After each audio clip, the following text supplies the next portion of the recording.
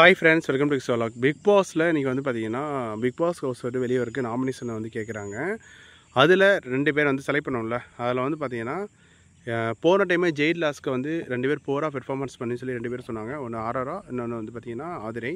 அதே பேர் தான் இந்த டைம் வந்து வச்சு செஞ்சுருக்காங்க. எனக்கு தெரிஞ்சு வந்து பார்த்தீங்கன்னா இந்த பிக் பாஸ் ஹவுஸில் வந்து இவங்க 3 பேர் இல்லைன்னா இன்னும் நல்லாயிருக்கும். அதாவது யாருன்னா ஆதிரை, ஆரோரா, அதுக்கடுத்து வந்து பார்த்தீங்கன்னா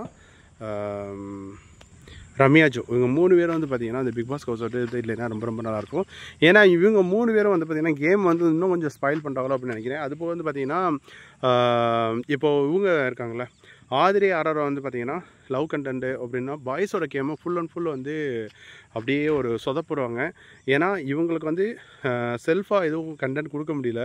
இவங்க வந்து பார்த்திங்கன்னா ஒரு பாய்ஸோடு இருந்தால் மட்டும்தான் அவங்களுக்கு கொடுக்க முடியுது. அதனால் அவங்க வந்து பிக் பாஸ் ஹவுஸ் விட்டு வெளியே போனால் நல்லாயிருக்கும் அப்படின்னு நான் நினைக்கிறேன். உங்களுடைய ஒப்பீனியன் சொல்லி கமெண்ட் பண்ணுங்கள்.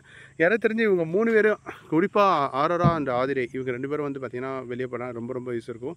லாஸ்ட்டு வீக்கே வந்து பார்த்திங்கன்னா ஆரோரா போயிடுவாங்கன்னு நினச்சேன். ஏதோ ஃபேன்ஸ் ஓட்டு வந்து போட்டு விட்டாங்க.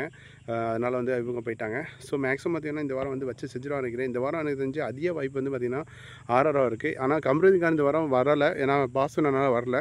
இன்கேஸ் வச்சுருந்தாங்கன்னா வச்சு செஞ்சுருப்பாங்க. எல்லாருமே எல்லா ஓட்டுமே கம்ருதீனுக்கு போட்டிருப்பாங்க. ஸோ மேக்ஸிமம் வந்து ரொம்ப சேலஞ்சிங்காக இருந்திருக்கும்.